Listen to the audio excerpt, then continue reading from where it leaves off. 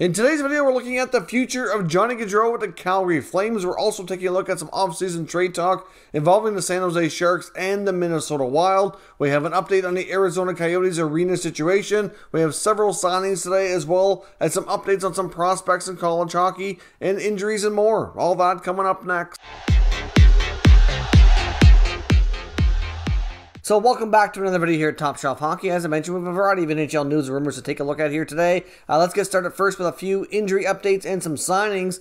First up, we have Tim Stützle, the Ottawa Senators, is going to miss another game with a knee injury off the hit from Nick Suzuki the other night in Montreal. As I mentioned yesterday, talking about the injury initially, it was looking like he may only miss the one game, but he's going to be out a little bit longer. I know he got a lot of criticism for being down on the ice and was kind of accused of being a diver and whatnot, but clearly he is injured, and it was a hit that was it's definitely worthy of a penalty in my opinion, and certainly something that hopefully doesn't linger here too long. The New York Rangers are going to be without Tyler Mott for at least a little while, and it has potential to be a significant upper body injury is what the Rangers are saying. Obviously he got kind of almost like a backwards hit against the Penguins the other night, and the injury it's hard to tell exactly from the hit what it is, but it certainly was hit high with the upper body, which is obviously explains the upper body injury, but I don't know if it's like a shoulder would be my my best guess, but hard to say exactly. But they are saying it could be significant. So obviously he was one of their trade deadline acquisitions. I'm sure they don't want to see him out for any length of time, but time will tell on the recovery for that one. And we have some signings as well, as I mentioned. Of course, the Canucks have announced that they've extended young goaltender Spencer Knight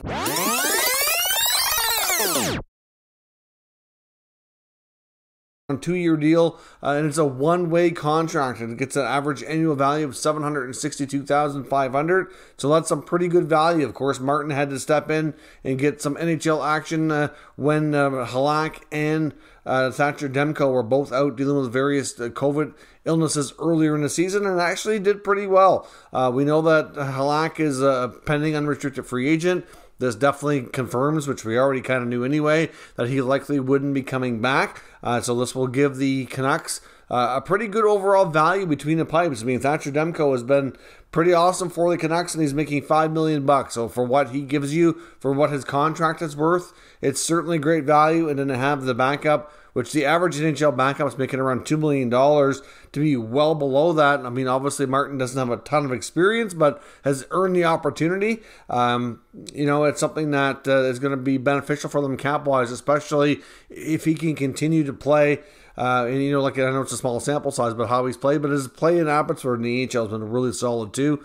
So it'll be interesting to see how that will impact things in a positive way, obviously, for a cap perspective. I know that there is a bonus in Halak's contract, which could count against next year's salary cap as well. So they're obviously trying to get some money saved to help their cap situation while at the same time maintaining good value. So to me, that's an excellent signing, and hopefully things work out for the goaltender. Certainly earned an opportunity to have more of a look at the NHL level. The Maple Leafs have signed another prospect, signing Axel Rindell, who's a 21-year-old Finnish defenseman, and was taken in the 2020 draft in the 6th round. He's been playing for Karpat in Liga, and he's now signed his ELC, which will kick in next season. So he'll be making the jump to North America, likely start with the Marlies organization. The Maple Leafs have also signed an undrafted college free agent prospect, which is right winger Max Ellis. He gets a 2-year ELC as well. Coming from the University of Notre Dame, he's a smaller forward, 5'9", only 140 pounds. It'll be interesting to see how he works out, but certainly had some good success in college hockey, and now it's an opportunity for him to try out the pro level. So we'll see where things go for Max Ellis. Hard to say what he'll become, but certainly someone the Leafs felt that taking a chance was worthy on. When it comes to some other college players, of course, we announced earlier in a different video that a couple of top prospects, including the 2021 first overall pick, Owen Power, signed with the Buffalo Sabres today. We also saw the Blue Jackets sign Kent Johnson. So those were some pretty big names. There's lots of other college names that are big prospects that we're waiting on, including Leafs forward Matthew Knies. Now, of course, right now, it's leaning like he's likely heading back to school next year. There was a lot in the last few weeks indicating that he was likely to sign, but now it doesn't seem really like it's much of a given. It looks about 50-50, although the Leafs are expected to meet with him after the Frozen Four and discuss his future. Of course, I'm sure you'll get probably a combination of Shanahan, Dubas, maybe even some of the top players like Matthews, Tavares, etc. involved in those conversations as well. Try to sell him on the idea of coming to Toronto, but it does sound like it's a real good possibility he ends up continuing his college hockey career for one more season. I do expect Matty Beniers to sign with Seattle, but of course that is not confirmed as of right now, and there's lots of other prospects. We do know Luke Hughes as well, the Devils prospect taken in last year's draft, also from Michigan, also is expected to return to school for another season as well. We did get confirmation today on some of the awards from college hockey. Sabres goalie prospect Devin Levi, who had an excellent year at Northeastern, as well as get the chance to play for the Canadian Olympic team, was awarded the Mike Richter Award for top goaltender. But then in a surprising announcement, the Hobey Baker Award, which goes to the top player. So kind of like considered like the Vezina Trophy, the equivalent to Mike Richter Award at that level. And then of course the Hart Trophy would be the equivalent of the Hobey Baker, I guess, at that level as well. And it's Dryden McKay, who is an undrafted college free agent goaltender out of Minnesota State, who had an awesome season, certainly worthy, but it's kind of mind-boggling how he wasn't the top goaltender in college hockey, but yet he was the top player for the Hobey Baker Award. It's bizarre, but I believe they have a different way of voting and whatnot, so I think there's some fan involvement. I don't completely understand exactly the whole process there. I know there's a long list of nominees and whatnot, but it just seems odd how you can not be the top goalie, not be top at your position, but you're the top player. So anyways, those are your a couple of important college award winners, even though it might not make a lot of sense to me. So that's your update from the college hockey scene. Check out the other video I posted earlier today if you want some more further details on some of those other players that we've been talking about here as well, especially the ones that indeed did sign. A couple of updates here from NHL player safety. Oilers forward Evander Kane was fined $5,000 for kneeing against the San Jose Sharks, and that was clearly a dirty hit. It was a late hit. The puck was long gone, and it was clearly kneeing. So to me, that was it looked intentional to me, so I fully support the fine. I'm a little bit surprised even that it wasn't a one-game suspension, to be honest, but Kane certainly deserved that one. And we also had another fine, which is also well-deserved. Predators forward Colton Sissons was fined $2,500 for spearing against the Senators in last night's game against Josh Norris, where he basically blatantly gave him a stick between the legs after a face-off. So certainly a couple of situations that player safety picked up on and fully justified in taking some action against those players that were named there. Of course, Auston Matthews had a record-breaking night last night, breaking the Leafs record for most goals in a regular season. He's now sitting at 56. The previous record was held by Rick Vaive at 54. So, of course, he scored the one goal to break the record at 55, and then he added the game-winning goal, which was goal number 56, which not only continues to add to the Leafs record, but it also sets another record, which is top goals in the season by a U.S.-born hockey player. There are some players like, for example, Brett Hull, who represented the U.S. but was technically born in Canada, so that doesn't count. So obviously he's two records here within the same game. Obviously he's becoming the league's top prolific goal scorer. I know at some point here it's going to be a matter of how high he goes. I mean, can he hit 60? That seems like a no-brainer at this point, considering the number of games that are left. How much past 60 can he go? Because he's basically been scoring at a goal per game or better clip most of the time. So it's an amazing accomplishment. It's considering the long history of the Maple Leafs, it's kind of odd when you think about all the players that they've had and all the guys that have been either Hall of Famers or that are in their own like hung on the rafters for retired numbers, and all those great players that have donned that sweater over the years.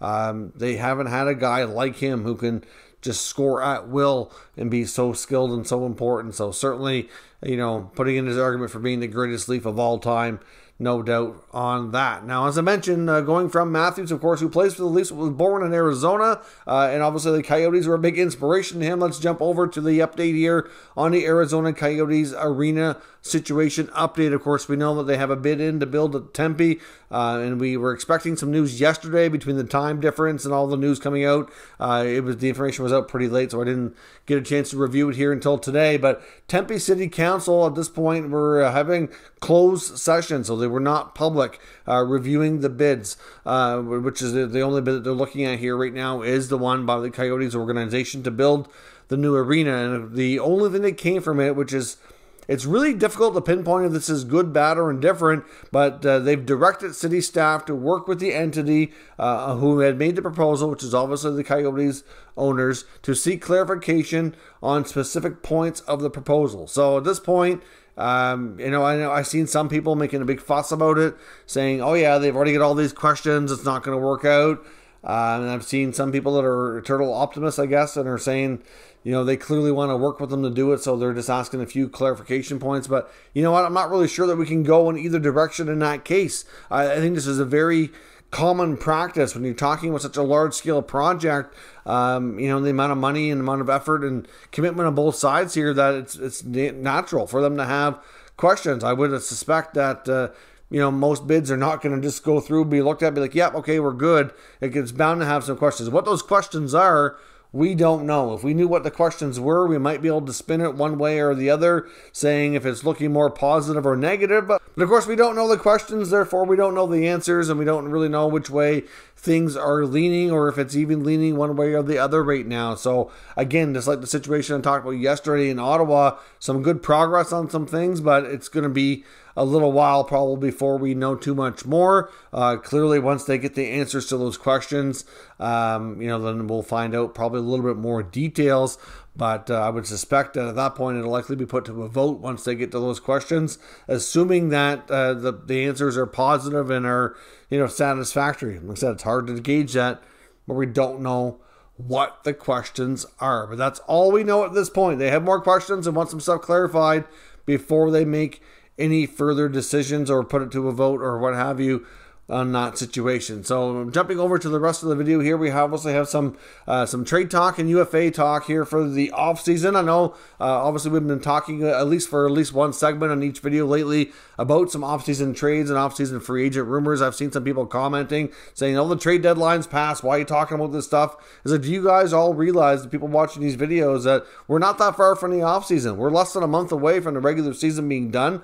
Most teams are down to 10 games, which means half the league will be officially entering their off-season. So there could very well be trades. Of course, free agency is still a little ways away, and generally there isn't a ton of activity from that point to the time that the actual playoffs are done, so that all teams are in the same boat. But usually there is a little bit of activity. Teams are at least starting to have more conversations. Their focus is shifted at that point from playing their games to working on next year, starting to talk about contracts more, making deals, etc. So that's why we're talking about this, because there's a lot that's going to be taking place this offseason, and it's a lot closer than you might think. Now, when it comes to the San Jose Sharks, there's an Athletic article today talking about some potential moves they might make. The author there, of course, is Athletic writer Sheng Peng, who covers the Sharks, looking at some goaltending situations. Of course, they picked up young goalie Kankinen from the Minnesota Wild before the NHL trade deadline. They still have Aiden Hill and James Reimer.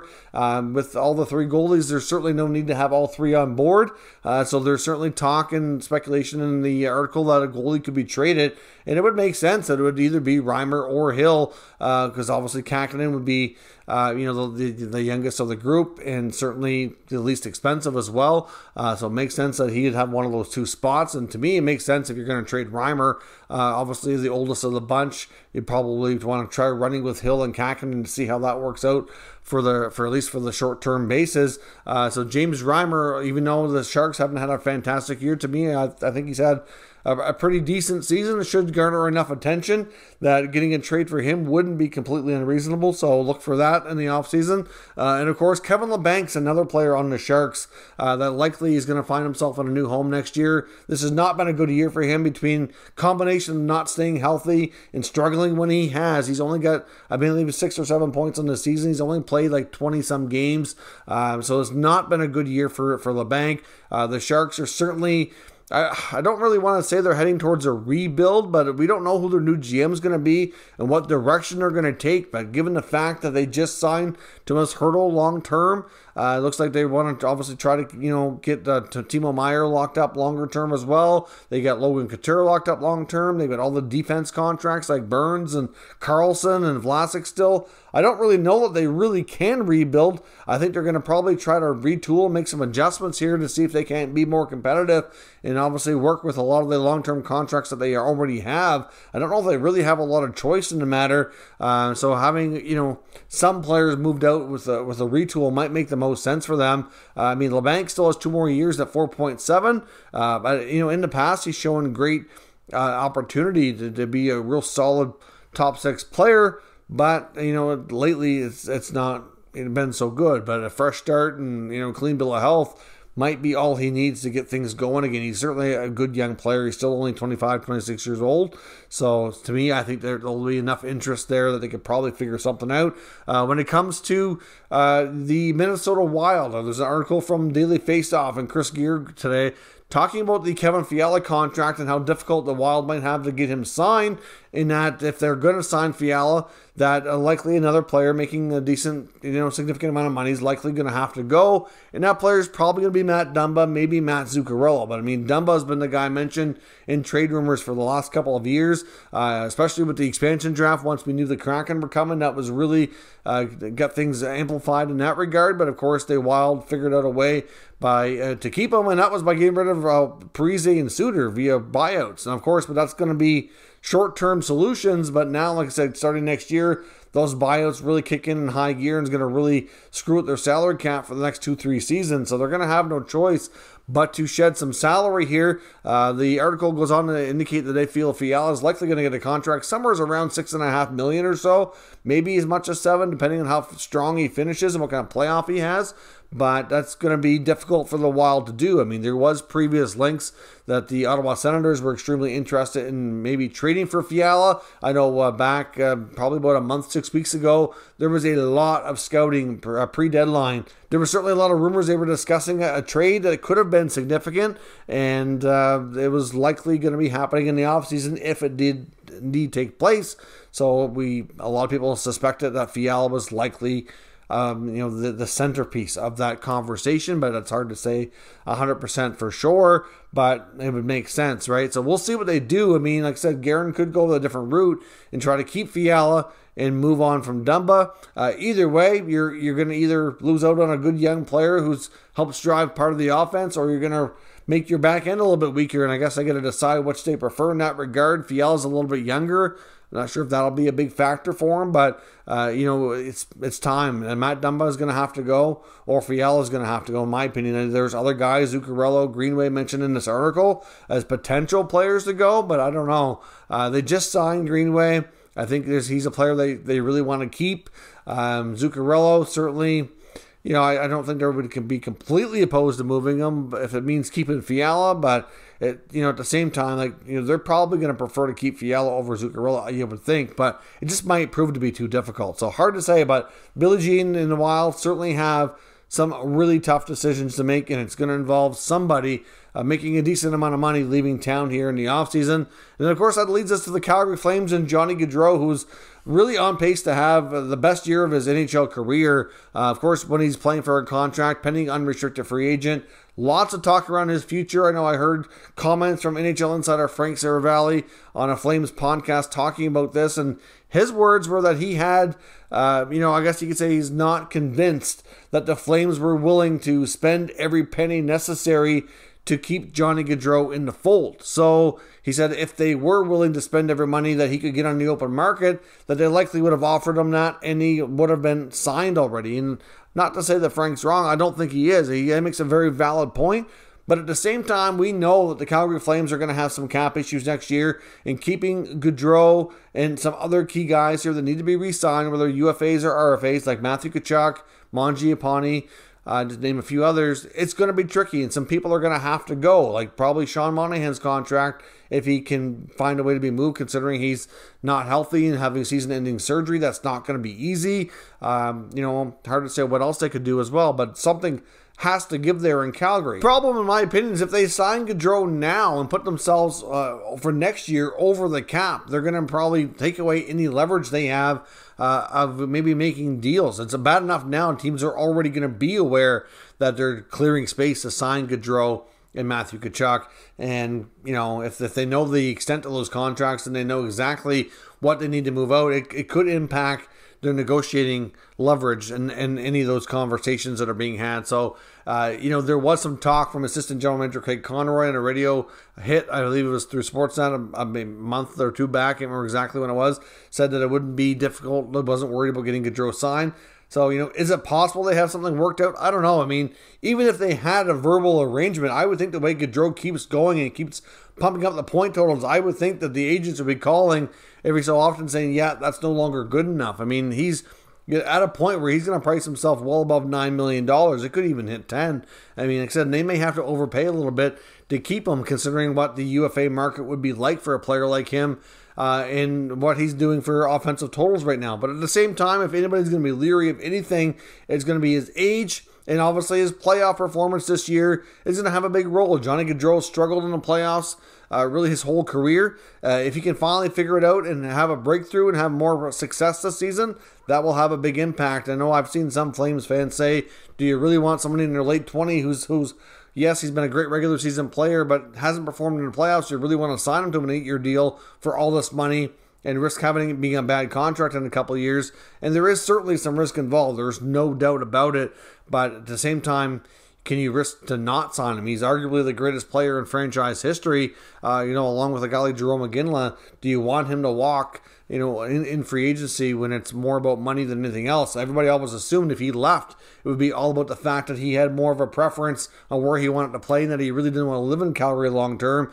That doesn't necessarily appear to be the case. We can't prove that. And he seems like he is willing to sign in Calgary, at least it looks that way, if the right deal is presented. So to me, it would be a travesty to see him lose him over money, but it's not going to be easy. So we'll see what happens. It's going to be a very big offseason for the Calgary Flames, and I'm sure they're hoping that they have a lot of playoff success as well, which will drive up the value of all their players, which will make things a little bit easier on everyone, I think, getting stuff done. But it could also drive up the value further of Gaudreau and Tkachuk as they need new contracts. So let me know your thoughts on that down below in the comments. We'll discuss further. If you're new to this channel, make sure you subscribe and stick around. We'll keep you up to date with all the latest news, rumors, and analysis on all 32 NHL teams. Thank you for watching, and I'll catch you next time.